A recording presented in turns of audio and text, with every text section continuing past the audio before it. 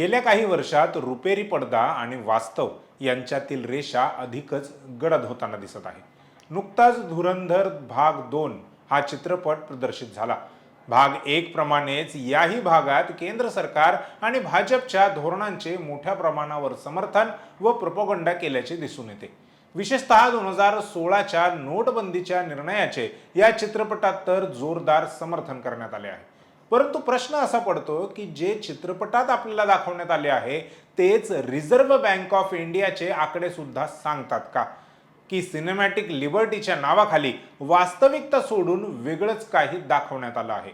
याशिवाय कुख्यात गुंड व माजी खासदार अतिक अहमदच्या फिक्शनल पात्राबाबत जे काही दाखवण्यात आलं आहे ते कितपत खरं आहे का? या चित्रपटातून अतिक अहमदच्या हत्येला योग्य ठरवण्यासाठी त्याला पाकिस्तानच्या ISIशी जोडले गेले आहे का? आज आपण धुरंधर द रिव्हेंज यामधील दावे आणि वास्तविकता याविषयी बोलणार आहोत. नमस्कार, मी संकेत आणि आपण पाहत आहात मुंबई आउटलुक. तत्कालीन मोदी सरकारने नोटबंदीचे अनेक उद्दिष्टे मांडली व सातत्याने त्यात बदलही केले. तीच उद्दिष्टे चित्रपटात दाखवण्यात आली.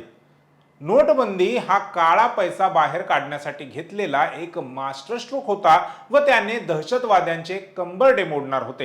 परंतु वास्तव काय आहे तर RBIने दिलेल्या अधिकृत माहितीनुसार नोटबंदीच्या वेळी चलनात असलेल्या 500 व 1000 रुपयांच्या नोटांपैकी तब्बल 99.3% रक्कम बँकांमध्ये परत जमा झाली. केवळ 0.7% रक्कम बँकिंग यंत्रणेत परत आली नाही. याचा अर्थ असा की ज्या काळ्या पैशाचा डोंगर नष्ट होईल असा दावा केला जात होता तो कागदावर तरी फोलच ठरला. जवळपास सर्वच पैसे बँकेत परतले. मग काळा पैसा कुठे गेला की तो पांढऱ्या करून पुन्हा यंत्रणेत घुसवला गेला.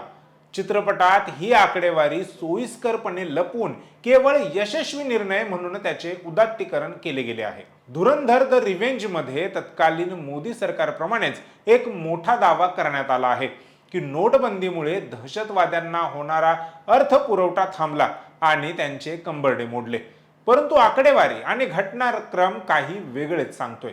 नोटबंदीनंतर काही काळातच देशाला हादरवून सोडणारा 2019चा पुलवामा हल्ला झाला. जर नोटबंदीने दहशतवाद्यांची रसद तोडली होती तर मग एवढ्या मोठ्या प्रमाणावर स्फोटके आणि नियोजन कसे झाले? इतकेच नाही तर गेल्या वर्षी झालेला पहलगाम हल्ला आणि काश्मीरमध्ये सातत्याने होणाऱ्या चकमकी हे सिद्ध करतात की नोटबंदीचा दहशतवाद्यांवर फार मोठा परिणाम झालेला नाही, जसे की सरकार सांगत होते व जे चित्रपटात दाखवण्यात आले आहे. चित्रपटात मात्र या अपयशावर पांघरून घालून केवळ एकाच बाजूचा विजय साजरा केला जात आहे. जेव्हा सरकारला आपली धोरणे आकड्यांच्या जोरावर सिद्ध करता येत नाहीत, तथ्य व पुरावे देऊन ते सिद्ध करता येत नाहीत, तेव्हा सिनेमासारख्या प्रभावी माध्यमाचा आधार घेतला जातो का? हा प्रश्न आज विचारणं गरजेचं झालंय. धुरंधर भाग 1 पासून सुरू झालेला हा प्रवास भाग 2 मध्ये अधिक उघड झाला आहे. जेव्हा एखादा चित्रपट ऐतिहासिक घटनांवर आधारित असतो तेव्हा प्रेक्षकांना त्यातील सत्यता तपासण्याची सोय नसते. भावनांच्या भरात लोक विसरून जातात की सत्य काय आहे. मुळातच इतिहासाची साधनेही पर्याप्त नाहीत. त्यामुळेही लोकांचा चित्रपटात दाखवण्यात आलेल्या चुकीच्या व बिनबुडांच्या गोष्टींवर विश्वास बसतो. मात्र नोटबंदी ही काही 100-200 वर्षांपूर्वीची घटना नाही, जिच्याबद्दल लोकांना काहीच माहीत नाही आणि चित्रपटात जे दाखवलंय तेच खरं आहे असं लोक म्हणतील. कमीत कमी धुरंधर बनवणाऱ्या लोकांनी तरी याचा विचार नक्कीच करायला हवा होता. शिवाय नोटबंदीच्या काळात सामान्य माणसाला किती हाल सोसावे लागले, किती लोकांचे रोजगार गेले आणि GDP वर त्याचा काय विपरीत परिणाम झाला या संदर्भातील सत्य माहिती चित्रपटात दाखवली गेली नाही. RBIच्या अहवालातील सत्य नाकारून केवळ देशभक्तीच्या नावाखाली चुकीच्या धोरणांचे समर्थन करणे हे लोकशाहीसाठी कितपत योग्य आहे? हा प्रश्न कदाचित धुरंधरच्या लोकांसाठी गौण असेल. चित्रपटात दाखवल्याप्रमाणे जर सर्व काही सुरळीत झाले असते तर RBIला 99.3% रक्कम परत आल्याचे सांगावे लागले नसते आणि त्यातूनच काही महत्त्वाचे प्रश्न निर्माण होतात. काळा पैसा खरोखरच नष्ट झाला का? बनावट नोटांचे प्रमाण खरोखरच शून्य झाले का? कारण RBIच्या मते नवीन नोटांच्याही बनावट प्रती बाजारात आल्या आहेत. आणि तिसरा प्रश्न, दहशतवादी हल्ले थांबले का?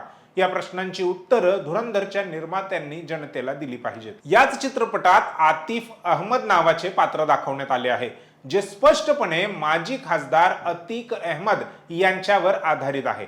मात्र चित्रपट ही एक काल्पनिक कलाकृती असल्याने यात काही गोष्टी वास्तवापेक्षा वेगळ्या किंवा सिनेमॅटिक लिबर्टी घेऊन दाखवण्यात आल्या आहेत, ज्यावरून वाद आता चांगलाच पेटलेला आहे.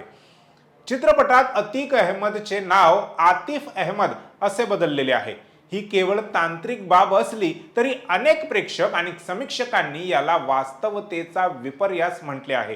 कारण त्या पात्राची बॉडी लँग्वेज, त्याची पार्श्वभूमी म्हणजेच बॅकग्राऊंड ही हुबेहूब अतिक अहमद सारखीच आहे. चित्रपटात अतिक अहमदला घेऊन नोटबंदीचे आणखीन एक कनेक्शन दाखवण्यात आले आहे. आतिफ अहमदला थेट पाकिस्तानच्या ISI आणि अर्जुन रामपालचे पात्र असलेल्या मेजर इक्बालशी हातमिळवणी करताना दाखवले आहे. चित्रपटात तो भारतात दहशतवादी कारवाया करण्यासाठी आणि फेक करन्सीचे जाळे पसरवण्यासाठी परदेशी शक्तींना मदत करतो असे दाखवले आहे. वास्तविकतेत अतिक अहमदवर गुन्हेगारी आणि खंडणीचे अनेक खटले होते, परंतु थेट आंतरराष्ट्रीय दहशतवादी कटात सामील असल्याचे पुरावे भारतीय तपास यंत्रणांनी तशा प्रकारे सादर केलेले नाहीत.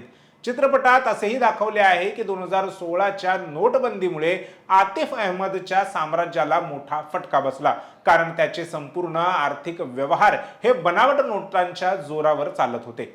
चित्रपटात याला एक राजकीय अँगल दिला असून तो भारतीय अर्थव्यवस्थेला खिळखिळी करण्याच्या कटाचा भाग असल्याचे दाखवले आहे.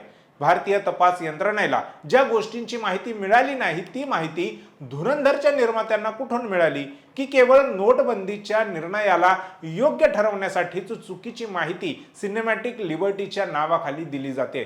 जर अतिक अहमद दहशतवादी संघटनांशी संबंधित होता तर मग लोकसभेत त्याच्या मृत्यूनंतर शोक का पाळला गेला, मौन का पाळले गेले?